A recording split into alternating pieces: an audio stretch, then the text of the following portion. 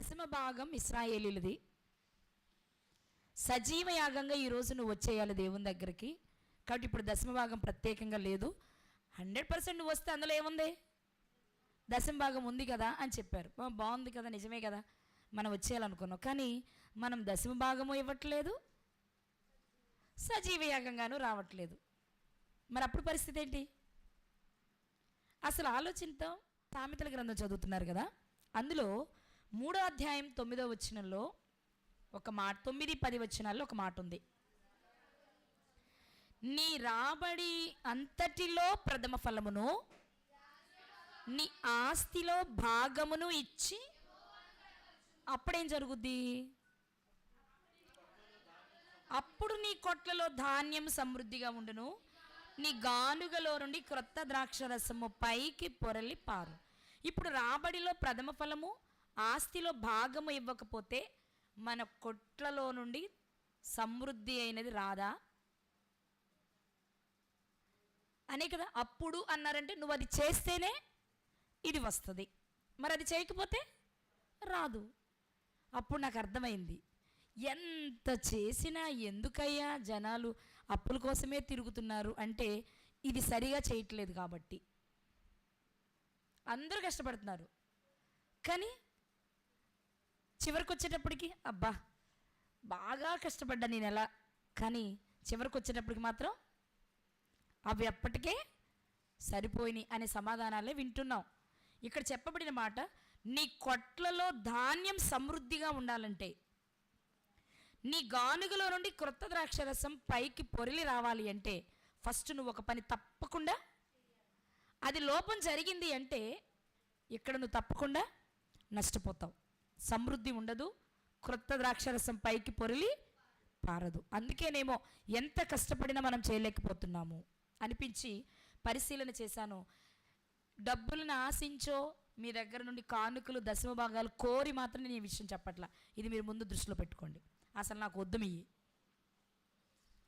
నేను చాలా సంతృప్తిగా ఉంటాను. దేవుడు కూడా నన్ను అంత సమృద్ధిగా ఆశీర్వదించాడు. 100 సార్లు చెప్పుంటా. ఈరోజు ఈ మాత్రపు స్థితి, ఈ మాత్రపు అంటే చాలా బెస్ట్. ఇది నేను ఎప్పుడు మర్చిపోను. ఇది మర్చిపోయిన రోజు నేను ఇలా ఉండను, మీరు గుర్తుపెట్టుకోండి. నేను నా ఈ స్థితి నుండి నేను దిగజారిపోయాను అంటే ఇది లేనప్పుడే జరుగుద్ది నా జీవితంలో. అది మీరు రాసి ఉంచుకోవచ్చు, అంటే నన్ను చూడగానే మీరు గుర్తుపట్టవచ్చు అనమాట. కాబట్టి నేను ఇప్పుడు మిమ్మల్ని ఆశించో వీళ్ళు మళ్ళీ మొదలు పెట్టేశారు వీళ్ళ కానుకలు, మేము మొదటి నుండి చెప్తున్నాం కానుకలు మాకొద్దు, కానీ మీరు దేవుని పనికి వాడాలి, చేయాలనే విషయం మీకు చెప్తూనే వస్తున్నాను. కానీ చాలామంది చేయట్లేదు కాబట్టి ఈరోజు నేను మాట్లాడాల్సి వస్తుంది. ఎందుకంటే ఇది ఇప్పుడు చెప్పినట్టు సవరించవలసిన విషయాలు ఇది ఒకటి కాబట్టి. ఈరోజు మనం ఆలోచన చేద్దాం, అసలు దశమ భాగం తీయాలా మనం? నిజంగా దశమ భాగం ఇశ్రాయేలీలదా మనదా? మనకు లేదా? వాళ్ళకిచ్చింది మనకెందుకు ఇవ్వలేదు? ఒకవేళ ఇవ్వకపోతే అది ఎప్పుడు కొట్టివేయబడింది? కొట్టివేయబడితే దానికి ఆధారాలు ఏంటి? మన బైబిల్ని జస్ట్ బ్రీఫ్గా చెప్తాను, అన్నీ మీకు తెలిసిన విషయాలు కాబట్టి. అసలు ఫస్ట్ ఆఫ్ ఆల్ బైబిల్ గ్రంథంలో దశమ భాగాలను గురించిన ప్రస్తావన ఆదికాండం 14వ అధ్యాయంలో ప్రారంభమవుతుంది. ఎక్కడ అంటే మెల్కీసెదెకు గారి దగ్గర.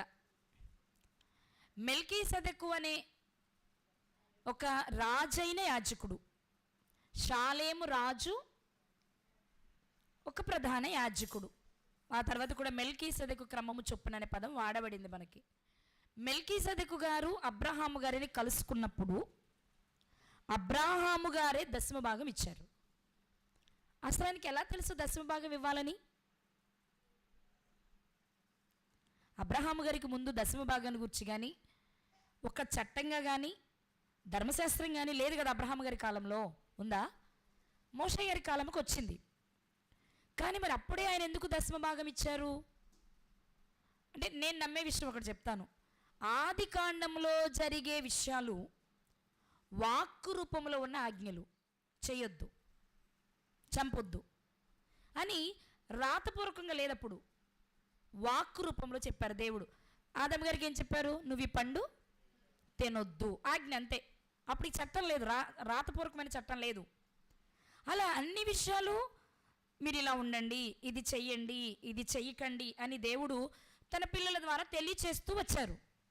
అలాంటి వాటిల్లో దశమ భాగం దేవునికి ఇవ్వాలి అనేది అబ్రహాము గారికి దేవుడు సెలవిచ్చారేమో, లేకపోతే మరి ఆయనకి తెలియదు కదా. తల్లిదండ్రులు నేర్పొచ్చు, నేర్పారంటే అబ్రహాము గారి తల్లిదండ్రులకు ఆ ప్రస్తావన లేదు. కాబట్టి ఒకవేళ అబ్రహాము గారికే నాకు ఇచ్చిన దానిలో నుంచి నేను దేవునికి ఇవ్వాలి అనిపించిందో, లేక దేవుడే నీకు నేను ఇస్తున్నాను కదా దానిలో నుంచి నాకు కొంత తీయి అని అబ్రహాం గారిని పరీక్షించారో మనకు తెలియదు.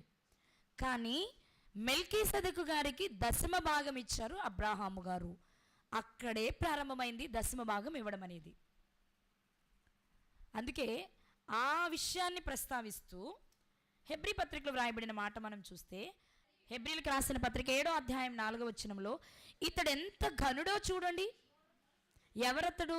మెల్కీసెదెకు గారిని గురించి మాట్లాడుతూ అతను ఎంత ఘనుడో తెలుసా?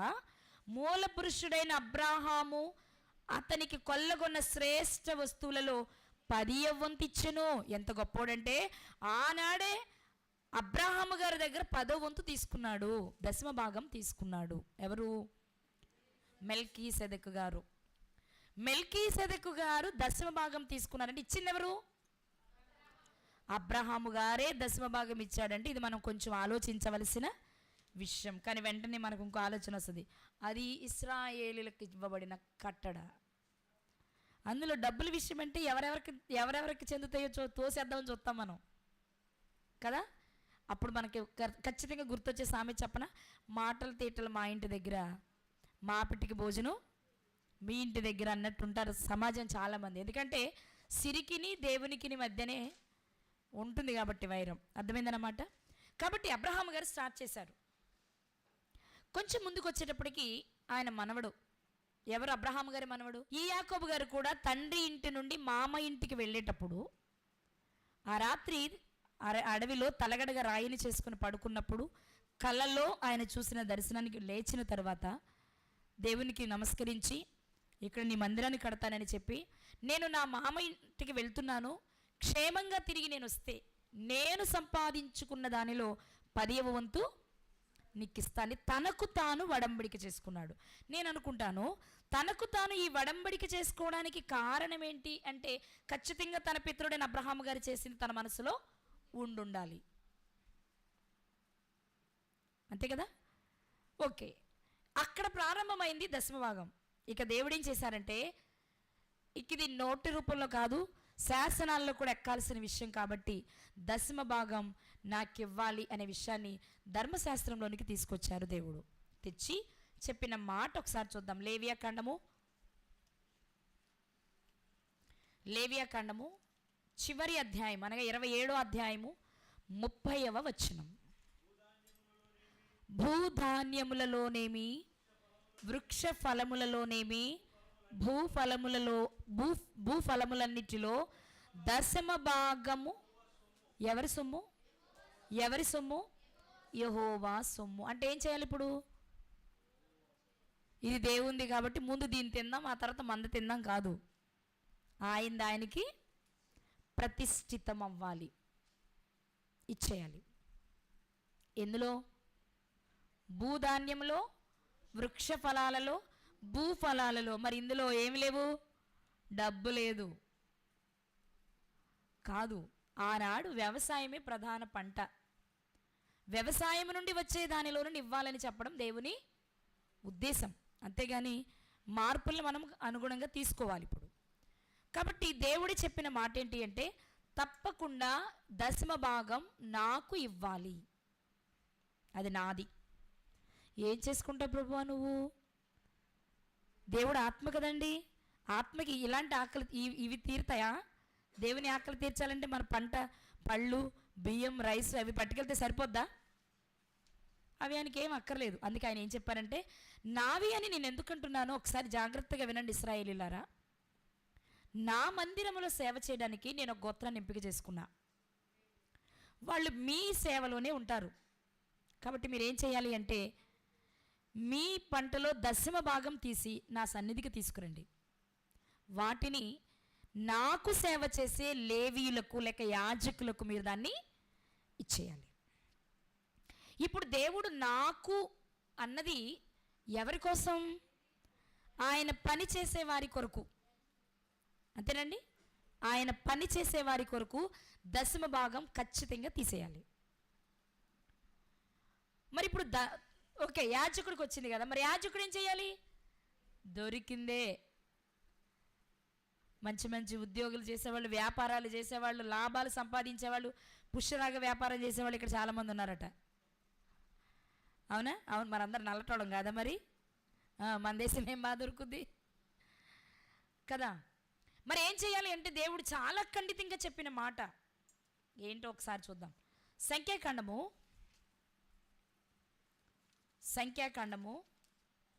18వ అధ్యాయం 21వ వచనం. ఇదిగో లేవీయులు చేయు సేవకు అనగా ప్రత్యక్షపు గుడారము యొక్క సేవకు నేను ఇశ్రాయేలీల యొక్క దశమ భాగములన్నిటినీ వారికి స్వాస్థ్యముగా ఇచ్చి తిని. అర్థమైందండి? ఎందుకు నా దగ్గర తీసుకురమ్మంటున్నానంటే, ప్రత్యక్షపు గుడారములో సేవ చేసేవారు ఉన్నారు. ఎవరు వాళ్ళు? యాజకులు. నాకంటే నేనేదో తింటాను అనుకోకండి, నా కొరకు కష్టపడేవారు ఉన్నారు కదా, ఏమి సంపాదించుకోకుండా. వాళ్ళకి నేను స్వాస్థ్యంలో కూడా భాగం ఇవ్వలేదు. 12 గోత్రాలలో లేవీ గోత్రానికి ఇవ్వకుండా యోసేపు గారు ఇద్దరు కుమారులకు చెరొక అర్ధ గోత్రం ఇచ్చేశారు దేవుడు. కాబట్టి మరి లేవీలు ఎలా బ్రతకాలి? ఖచ్చితంగా ప్రతి వ్యక్తి దశమ భాగాన్ని నాకు చెప్పండి గట్టిగా, దశమ భాగం నాకు ఇవ్వాలి. ఆ దశమ భాగంతోనే లేవీయులు బ్రతకాలి. దశమ భాగంతో లేవీలు బ్రతకాలి అన్నారని ఇక పనులు చేసుకోవడం మానేసి నువ్వు అందరికి దగ్గర కూర్చొని నువ్వు తే అనక్కర్లా. అది ఆజ్ఞ, అది వాళ్ళు చెయ్యాలి. చేయకపోతే ఆజ్ఞ అతిక్రమం, వాళ్ళు లెక్క చెప్పాలి. నీ వద్దు. నువ్వు ఒకవేళ ఎవరు తేలేదు, పస్తుండాల్సి వచ్చిందా, ఉండు. ఆయన పనిలో వచ్చిన పస్తును భరిస్తున్నందుకు నీకు డబల్ మార్కులు. కానీ అందరూ తెస్తున్నారు కదా అని వాటిని నువ్వేం చేయాలి అంటే, అందులో నువ్వు కూడా 90% మాత్రమే వాడుకోవాలి. 10% యాజకుడు అయిన నువ్వు కూడా దశమ భాగం తీయాలి. అదే అధ్యాయం 25-26 వచనాలు. సంఖ్యాకాండము 18వ అధ్యాయము 25-26 వచనాలు. 26 చదువుదాం. నీవు లేవీలతో ఇట్లనము, నేను ఇశ్రాయేలీల చేత మీకు స్వాస్థ్యముగా ఇప్పించిన దశమ భాగమును మీరు వారి యొద్ద పుచ్చుకొనున్నప్పుడు మీరేం చేయాలో తెలుసా? దానిలో అనగా ఆ దశమ భాగములో దశమ భాగం తీయాలి. ఇప్పుడు విశ్వాసికి, బోధకుడికి, మిగిలిన గోత్రాల వారికి, లేవీకులకు కూడా ఒకటే. వాళ్ళేమో కష్టపడి పని చేసుకున్న దానిలో దశమ భాగం తెస్తే, వాళ్ళు తెచ్చిన దానిలో యాజకుడు దశమ భాగం తీసి దేవుని పనికి ఇవ్వాలి. అబ్బా నేను దైవజనుడిని, అందరూ నాకే తెస్తున్నారు, అబ్బా ఈరోజు ఈ నెలలో 20,000 వచ్చినాయి, వచ్చే నెల 50,000 వచ్చినాయి, 1,00,000 వచ్చినాయి, ఇది ఇంత ఏం కొనుక్కుందామా, ఏం తిందాం కాదు. నీ చేతులలో పడగానే నువ్వు చేయాల్సిన ఫస్ట్ పని, నువ్వు కూడా దశమ భాగం తీసి దేవునికి ప్రక్కన పెట్టాలి. ఎందుకు ఆ విషయాన్ని దేవుడు నేర్పించాడు అంటే, దేవుడు మనకిస్తున్నప్పుడు దేవుని పని కొరకు మనం ఎలా ఖర్చు పెట్టాలో నేర్పాలని. మనకు ఆరోగ్యం లేదనుకోండి, మరి మనం కష్టపడగలమా?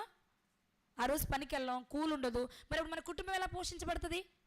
నీకు ఆరోగ్యం ఇచ్చి, అవకాశం ఇచ్చి, పని చూపించి, పని చేసిన చోట యజమానికి నీ పైన దయ కలిగించి, నీ కూలి నీ చేతికొచ్చేలా చేసింది ఎవరు? మరి అన్నీ ఇచ్చిన దేవునికి మనం కూడా ఏం చేయాలి? మొదటి తీసి ఇచ్చేయాలి, దశమ భాగం కూడా ఇచ్చేయాలి. ఇది యాజకుడు చేయాలి, మిగిలిన వారు చేయాలి. అంటే అందరూ చేయాలి. ఎవరికొచ్చే ఆదాయంలో నుంచి వాళ్ళు 10వ వంతు ఖచ్చితంగా దేవుని కొరకు తీయాలి. మరి 10 అంటే మనం సామెతల గ్రంథంలో చదువుకున్నాం కదా, నీ రాబడిలో, నీ ఆస్తిలో. అంటే ఎలా అంటే మీరు గుర్తుపెట్టుకోండి. ఇప్పుడు చిన్న ఎగ్జాంపుల్ చెప్తా. ఎలాగంటే, మొదటిది దేవునిదే, మొత్తంలో దశమ భాగం దేవునిదే. కిరాణా షాపు కొట్లోనికి అంటే తలుపు తీసిన వెంటనే, రోజులో మొదటిగా అంటే తెల్లవారుజామునో తెల్లారిన తర్వాత తలుపు తీసిన వెంటనే మొట్టమొదటిగా నువ్వు ఏ సరుకు అమ్ముతావో, చిన్న పిల్లలు వచ్చి పావల చాక్లెట్ కొన్నారు అనుకుందాం, ఆ పావల నీది కాదు. లేదు పాల ప్యాకెట్కి వచ్చారనుకుందాం, మరి అబ్బో చాక్లెట్ అయితే బాగుండేది, పావలతో రూపాయితో అయిపోయేది, పాల ప్యాకెట్ అంటే నా బాబోయ్ 40 రూపాయలు ఎక్కడిచ్చేస్తాం, అసలు రోజు మొత్తం అమ్మితే ఎంత వస్తుందో తెలవదు, మొదటి 40 రూపాయలు వచ్చింది బాబు, ఇది ఆపి రెండోది ఏదో వస్తుందో చూద్దాం అనుకోకూడదు. పావలది వచ్చినా 25 రూపాయలది వచ్చినా నీ దృష్టిలో మొదటిది నీది కాదు, ఇచ్చేయి ప్రక్కన పెట్టు. మరి రోజు బడ్డీ కొట్లు అయితే ఓకే సరిపోతుంది, మరి కూలికి వెళ్ళే వాళ్ళ పరిస్థితి ఏంటి, నెల జీతానికి వెళ్ళే వాళ్ళ పరిస్థితి ఏంటి, సంవత్సరానికి ఒకసారి ఆదాయం వచ్చే వాళ్ళ పరిస్థితి ఏంటి, లెక్కలు వేసుకోవాలి. మీరు ఏం వేసుకోవాలి, వారం నెల వేసుకుంటారు కదా మీరు, నెలలో మొదటి రోజు వచ్చింది మీది కాదు, ఆ రోజు కూలి 10 వచ్చిందా, 20 వచ్చిందా, 50 వచ్చిందా, 500 వచ్చిందా, అది మీది కాదు. మిగిలిన 29 లేక 30 రోజులు ఉందే, అది మొత్తం క్యాలిక్యులేట్ చేసి అందులో 10% మళ్ళీ తీయాలి. ఇది బైబిల్ చెప్తుంది సుమా అండి, మళ్ళీ నా దగ్గరికి రావద్దు, బైబిల్ చెప్తుంది. ఇది మనం మిస్ అవుతున్నాం చాలామందివి. మేమేమో డబ్బులు ఆశిస్తున్నారు అనుకుంటారేమో అని మేము చెప్పలేకపోతున్నాం. మేము ఎలాగూ చెప్పట్లేదు కాబట్టి కుదిరితే చేస్తున్నారు, కుదరపోతే మానేస్తున్నారు. కానీ మానేస్తే నష్టం, చేయకపోవడం వలన పాపం. అన్నిటికీ మించి మన కొట్లలో నుంచి కొత్త ద్రాక్షరసం రావట్లేదు, దానికి లోపం చూసుకోవాలి, మనం సరి చేసుకోవాలి. ముఖ్యంగా మీలో చాలామందికి విషయాలు తెలియదు, చదువుకుని వాళ్ళు ఉన్నారు. మేము ఏం చెప్తే మీరు అదే ఫాలో అవుతుంటారు. మరి మా తప్పని తెలిసినప్పుడు మేము సరి చేయాలి కదా, అది మా బాధ్యత. చేస్తారా లేదనేది మీ ఇష్టం, కానీ చెప్పడం మాత్రం మా బాధ్యత. కాబట్టి చెప్తున్నా. ఇప్పటివరకు మనం గమనించింది ఏంటంటే, ప్రథమ ఫలము దేవునిది. నెక్స్ట్ ప్రథమ అంటే మరి ఎలా తెలుస్తుందండి, ఇప్పుడు మా అక్కళ్ళే ఉన్నారు, నెలకి జీతం వస్తుంది. ప్రథమ అంటే ఎలా తెలుస్తుంది, 30 రోజులకి క్యాలిక్యులేట్ చేయండి, ఒక రోజుకి ఎంత పడిందో చూడండి. ఆ ఒక రోజు మొదటిది మీరు తీసేయాలి, మిగిలిన రోజుల్లో అంటే నెలకి సంవత్సరానికి వచ్చే వాళ్ళ కోసం చెప్తున్నాను ఎగ్జాంపుల్, 10వ వంతు ఖచ్చితంగా తీస్తేనే చెప్పాలి, అది జరుగుద్ది. మనం అది చూడలేకపోతున్నాం ఈరోజు, ఏదో చిన్న దాంతో సంతృప్తి పడుతున్నాం, కానీ మనం అది చూడలేకపోతున్నాం. అది చూడాలి అంటే నిర్మోహమాటంగా దేవునికి చెందింది ఇచ్చేయండి. ఆయన మనల్ని చూస్తూ ఊరుకోడు, అసలు మనం ఇవ్వాలనుకునేటప్పటికీ మనకేమి ఇవ్వాలో ఆలోచిస్తారు. ఆయన అంత శక్తివంతుడు, ఆయన సర్వశక్తి సంపన్నుడు, ఆయన చేతకంది ఏమీ లేదు. ఓకే, ఇప్పుడు మీకు డౌట్ ఏంటంటే, ఇవన్నీ పాత నిబంధన కదా అండి, క్రొత్త నిబంధనలు అవేమీ లేవు కదా అనిపిస్తుంది మనకి. నన్ను ఎక్కువ బలపరిచిన మాట, తప్పకుండా పిల్లలకి చెప్పాలనిపించిన ఒక వచ్చిందని ఇప్పుడు మీకు చూపిస్తా. మత్తయి గారు రాసిన సువార్త 23వ అధ్యాయం 23వ వచనం. అందరూ తీసుకోండమ్మా. మత్తయి గారు రాసిన సువార్త 23వ అధ్యాయం 23వ వచనం. అయ్యో, దీని అలా చదవాలి. అయ్యో వేషధారులైన శాస్త్రులారా, పరిసయ్యులారా, మీరు బాగా చూడాలి, నా వైపు చూడాలి. మీరు పుదీనాలోను, సోపులోను, జీలకర్రలోను 10వ వంతు చెల్లించి ధర్మశాస్త్రంలో ప్రధానమైన విషయములను అనగా న్యాయమును, కనికరమును, విశ్వాసమును విడిచిపెట్టితిరి. ఇదిగో దశంభాగం ఇవ్వాలన్నారుగా, చాలామంది చేసే అతిపెద్ద పొరపాటు. అయ్యారు, ఇదిగోండి నా మొదటిది, నా దశంభాగం ఈ నెల, నన్ను ప్రార్థనకు రమ్మని అడగొద్దు. ఇలా లేరా? కొంతమంది ఏమో కొంచెం వస్తుందిలే, దానిలో దేవునికి ఏమి ఇస్తామనేమో సరిపెట్టేసుకుని ప్రార్థనకి రెగ్యులర్గా వచ్చేస్తారు, గుడ్.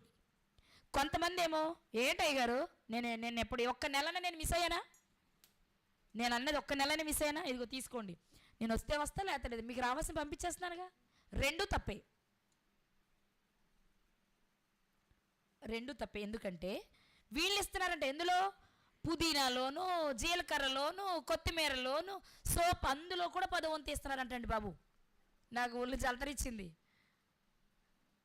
అంటే 10 మంది 10 పుదీనా కట్టల్లో నుంచి 10 తీస్తే వాళ్ళకి ఆయనకు ఒక కట్ట వచ్చానుగా, ఇక కొనుక్కో అక్కర్లేదు మరి యాజకుడు కదా.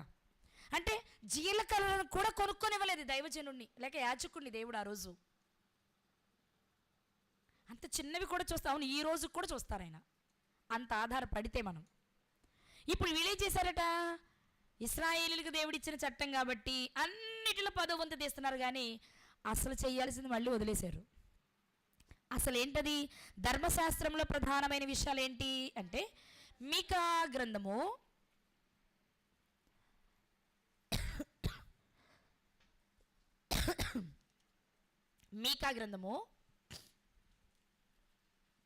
6వ అధ్యాయము 8వ వచనం. మనుష్యుడా, ఏది ఉత్తమమో అది నీకు తెలియచేయబడి ఉన్నది. న్యాయముగా నడుచుకొనుటయు, కనికరమును ప్రేమించుటయు, దీన మనసు కలిగి నీ దేవుని ఎదుట ప్రవర్తించుటయు ఇంతే కదా నేను నిన్ను అడుగుతున్నది అన్నారు. నా వైపు చూడండి ఒకసారి. 10వ వంతు మొదటిది ఇవ్వాలని నేర్చుకున్న వాళ్ళు ఇవి వదిలేశారు. ఇవి ఇచ్చేవాళ్ళు అవి వదిలేశారు. అంటే ఏదో ఒకటే చెప్పాలి, ఏదో ఒకటే చేస్తున్నారు. అందుకు మత్తయి సువార్తలో యేసుక్రీస్తు వారి జ్ఞాపకం చేసిన విషయం మళ్ళీ వద్దాం. 23 కిందకు వచ్చేద్దాం.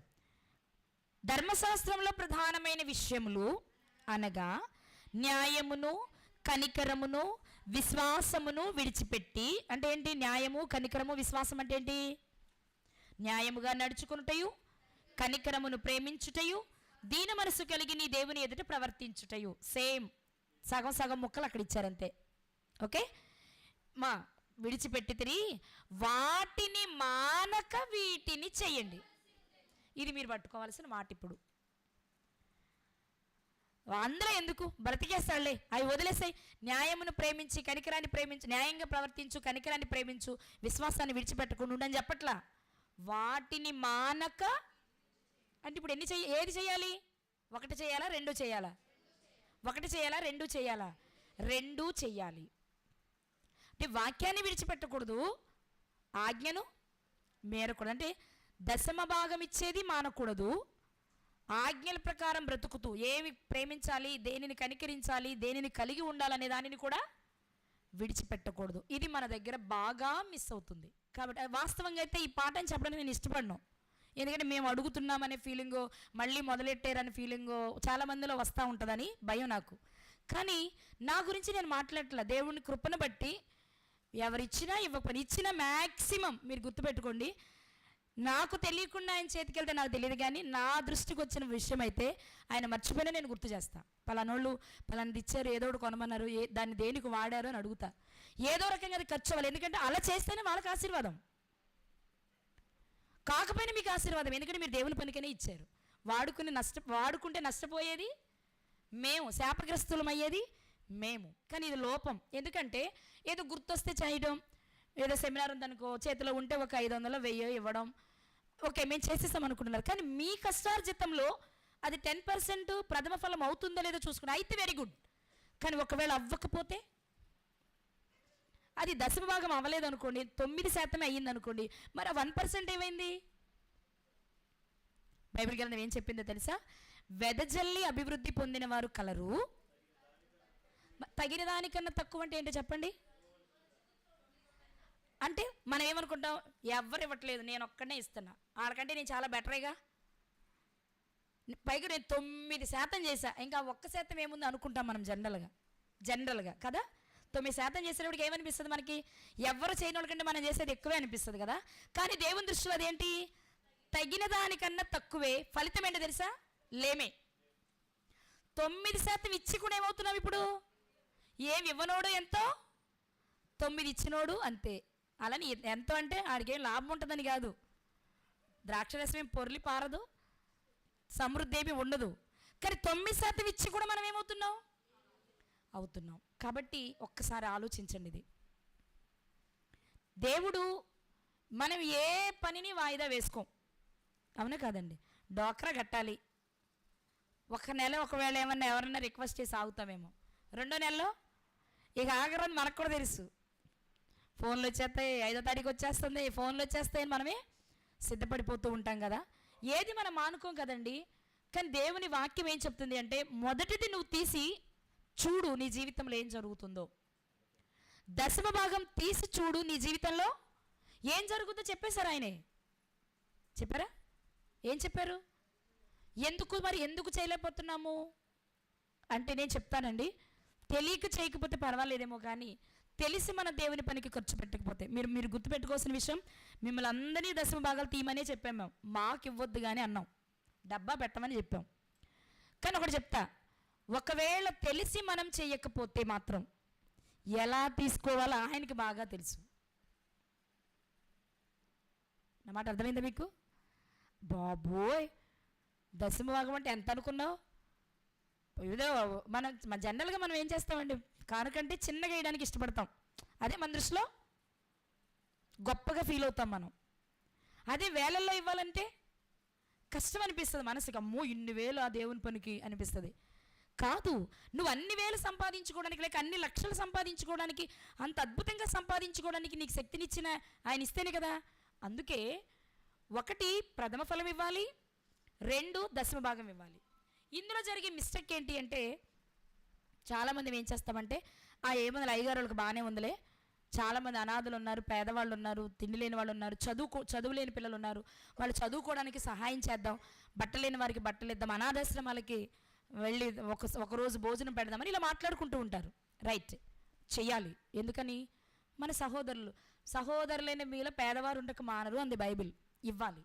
కానీ ఇచ్చేది దశమ భాగంలో మాత్రం కాదు. బైబిల్ చెప్పింది. అది ఏం చెప్పింది చూద్దాం ఒకసారి. ద్వితీయోపదేశకాండము 14వ అధ్యాయము 28వ వచనం, 29వ వచనం నేను చదువుతానమ్మా.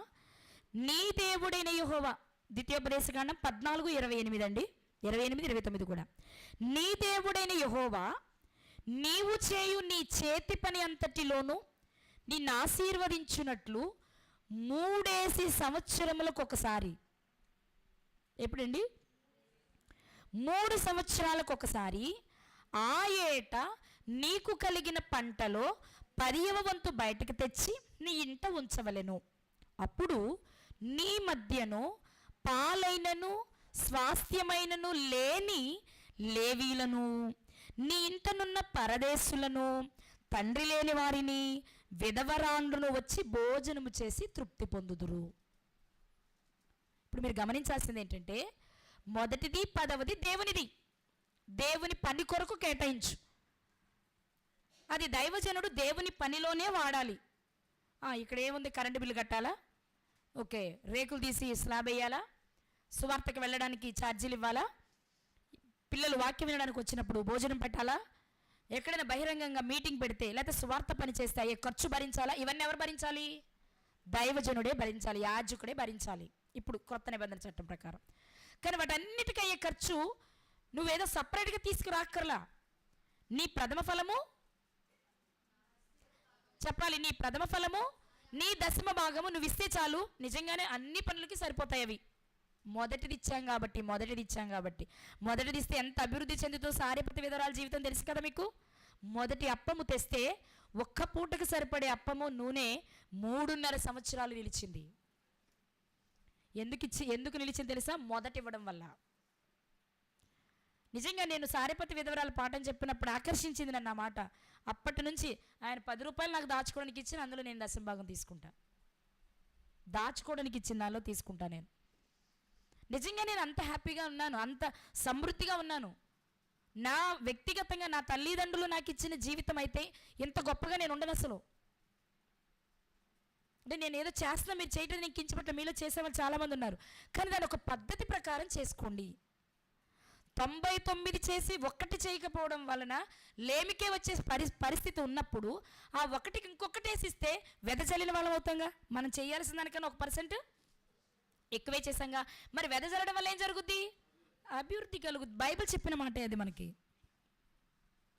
కాబట్టి ఈ చేసే విషయంలో ఏముందిలే, చాలామంది ఇస్తున్నారు కదా, ఇంతమంది వెళ్తే అయ్యగారు 1000, 500, 1000 సంఘం ఉంది, నేను ఒక్కడిని ఇచ్చేది తక్కువైందా, నేను ఆ పేదోడిని చూసుకుందాంలే, ఆ లేనోడిని చూసుకుందాంలే, ఆ కుంటోడిని చూసుకుందాంలే అనుకుంటున్నారేమో. వాళ్ళని చూడాలి. కానీ వాళ్ళని చూడడానికి నీ సంపాదనలు ఏది తీయాలో తెలుసా? 3 సంవత్సరాలకు ఒకసారి దశమ భాగం తీయాలి. అర్థమైందండి నా మాట? దేవునికి ఇచ్చేది కాదు, అది కాకుండా ఇది తీయాలి. నా మాట క్యాచ్ అయిన అందరూ. దేవునికి ఇచ్చేది నువ్వు ఎక్కడ రాజీ పట్టడానికి వీల్లేదు. అది దేవునిదే. దేవుని మందిరంలో పరిచర్య జరగాల్సిందే. మరి పేదవాళ్ళకి ఇవ్వడానికి ఏం చేయాలి? సంవత్సరం వద్దు, 3వ సంవత్సరం, 3 సంవత్సరాలకు ఒకసారి, 3 సంవత్సరాలకు ఒకసారి ఆ సంవత్సరంలో పంట వస్తుంది కదా. అప్పుడంటే మరి సంవత్సరాల పంట కాబట్టి సంవత్సరానికి ఒకసారి తీసేవారు. ఆ సంవత్సర పంటలో మామూలుగా యాజకునికి ఇచ్చే దశమ భాగం కాకుండా పేదవారికి చేయడానికి ఇంకో దశమ భాగం తీయాలి నువ్వు. అంటే 3 సంవత్సరాలకు ఒకసారి మళ్ళా పేదవారి కొరకు దశమ భాగం తీసి దానితో నీ చుట్టూ అనుకున్న వాళ్ళకు నువ్వు చేయాలి. నా మాట అర్థమైంది అనుకుంటున్నాను. ఇశ్రాయేలీలైనా క్రైస్తవులైనా అది చెయ్యాలి. అలాని దశమ భాగం ఇస్తున్నాను, ప్రథమ ఫలం ఇస్తున్నాను, వేదవరాళ్ళకి ఇస్తున్నాను కాబట్టి వాక్యం వినను, వాక్యం చదవనంటే కుదరదండో. అది మళ్ళీ అదే. కనికరం, న్యాయం, కనికరం, విశ్వాసం ఇవి వదలకూడదు. వాటిని మానక వీటిని చెయ్యాలి.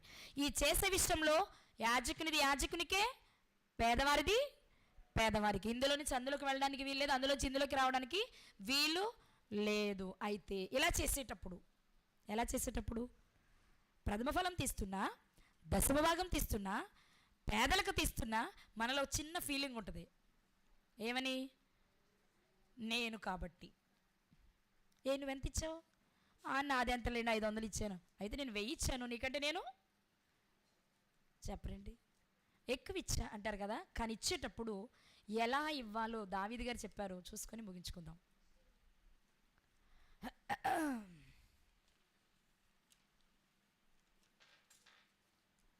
దినవృత్తాంతముల మొదటి గ్రంథము 29వ అధ్యాయం 14వ వచనం. అందరూ వినాలి, గుర్తుపెట్టుకోవాలి. మనం అన్నీ ఒకసారి చేయలేం, ఒక్కొక్కటి సరి చేసుకుంటూ పరలోకాన్ని మనం స్వతంత్రించుకోవాలి. అందుకోసం 13-14 చదువు. నేను చదువుతానమ్మా. మా దేవా, దావీదు గారు మందిరాన్ని కట్టాలి అనుకున్నప్పుడు దేవుడు వద్దన్నారు కదా. నాకెందుకు అని అనుకోలేదు. ఏం చేశారు ఆయన? చెప్పరేంటండి? సమకూర్చడమే కదా, ఆయన పర్సనల్గా కూడా ఇచ్చారు. అర్థమైందా? ఆయన ఏం చేశారు?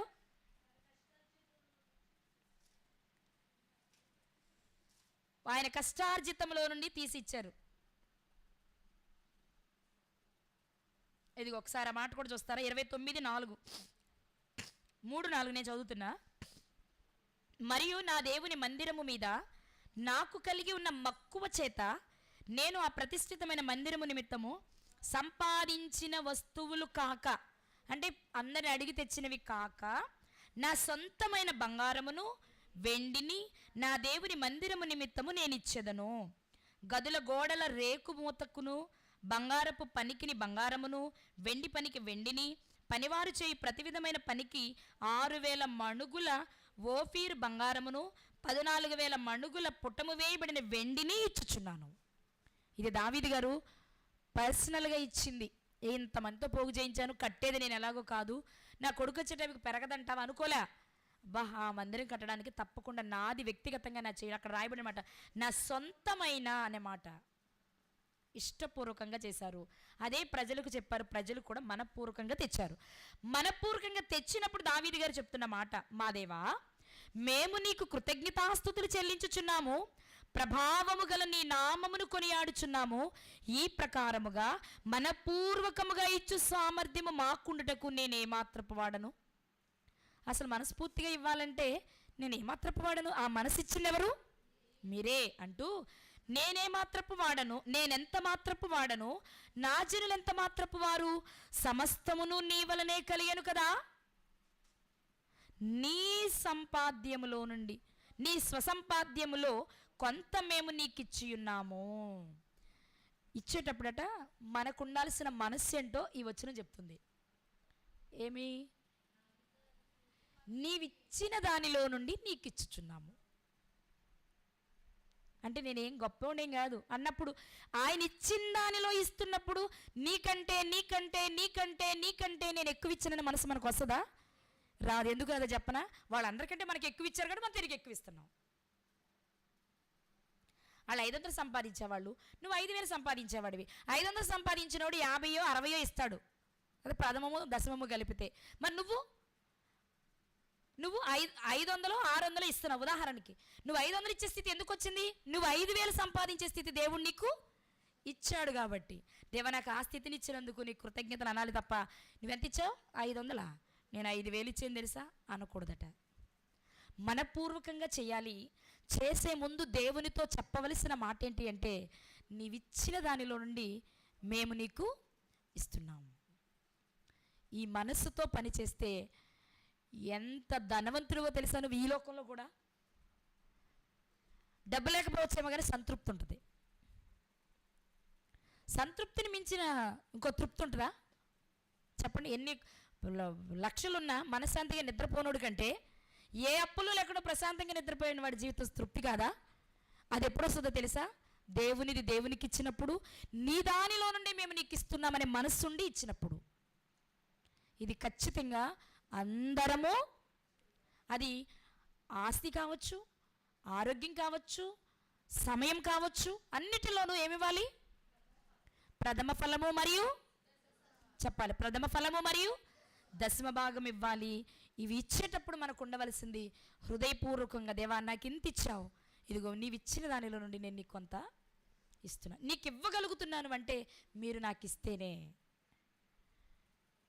ఇది రూపాయి సంపాదించేవాడి దగ్గర నుండి కోటి రూపాయలు సంపాదించేవాడి వరకు చేయాలి. నాకు బాగా వస్తే కాదు, పిల్లలు చిన్నపిల్లలు కూడా మీకు పాకెట్ మనీ వస్తుంది. మీ ఇంటికి ఎవరైనా బంధువులు వస్తే అమ్మా పప్పు కొనుక్కోరా ఏదన్నా అని ఒక 50, 100, 500 ఇస్తారు కదా, జనరల్గా మన ఇళ్ళలో జరుగుద్ది. అప్పుడు మీరేం చేయాలి? అమ్మ 500 వచ్చినాయే ఏం చేయమంటావు? కాదు, ముందు 550 రూపాయలు నేను ఏం చేయాలి? దేవుని పని కొరకు ప్రక్కన పెట్టాలి. మనం చాలా హ్యాపీగా ఉంటాం, మనం ఇలాగే ఉంటాం, ఇలా ఉండం. ఎందుకు అంటే నువ్విచ్చింది అందులో నా వంతు ఏదో, నా వంతు నేను నీ కొరకు ఇస్తున్నాను ప్రభువా, నీ ఆజ్ఞను మీరకుండా అన్న రోజు నిజంగా సంతృప్తి ఉంటుంది. అందరికంటే మనం ఉన్నతంగానే ఉంటాము. ఎందుకంటే దేవుడు తన పిల్లల్ని ఎక్కడ అవమానపరచరు, పడనివ్వరు. కాబట్టి దయచేసి ఇది మనలో లోపంగా ఉంది అనేది నేను గుర్తించిన విషయం. చేస్తున్న వాళ్ళకు దీన్ని తీసుకోవద్దు. మీరు ఆల్రెడీ ఈ పని చేస్తూ ఉంటే చాలా సంతోషం, మీకు ప్రత్యేకమైన వందనాలు. చెయ్యని వారు దీన్ని తీసుకోండి, మళ్ళీ చేసిన వారు తీసండి మేము చేస్తాం మానేయమంటారు అనుకోవద్దు. చేయకపోతే చెయ్యండి. చేసేవారు కూడా మీరు చూసుకోవాల్సింది ఏంటంటే ప్రథమము దశమము పూర్తిగా వెళుతుందా లేదా.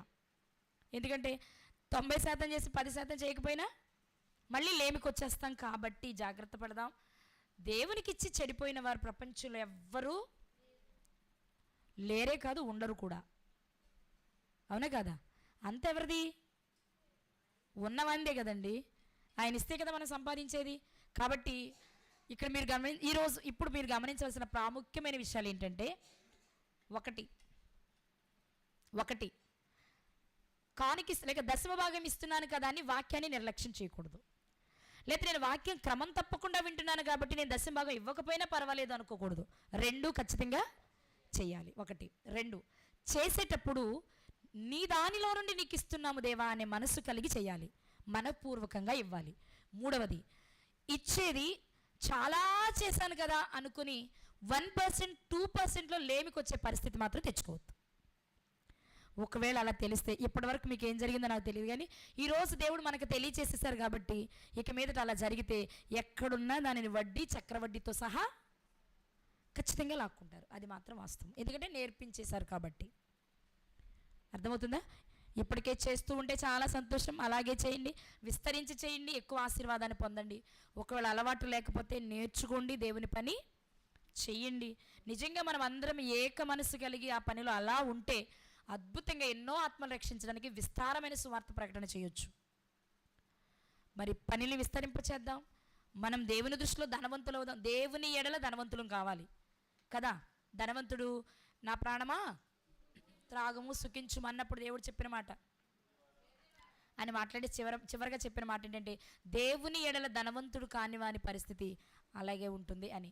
దేవుని దృష్టిలో మనం ధనవంతులం అవ్వాలంటే దేవుని పనికి ముందిచ్చేవారిగా, దేవుని పనికి ముందొచ్చేవారముగా మనం ఉండాలి. అలా ఉంటే ఆయన ఆశీర్వాదం అప్పుడు నిజంగానే ఆకాశం వాకిళ్ళు ఇప్పుతారు, మనం తలగానే ఉంచుతారు. మరి మీరు తలగా ఉండాలనుకుంటున్నారు, తోకగా ఉండాలనుకుంటున్నారో నిర్ణయాన్ని మీకు వదిలేస్తున్నా.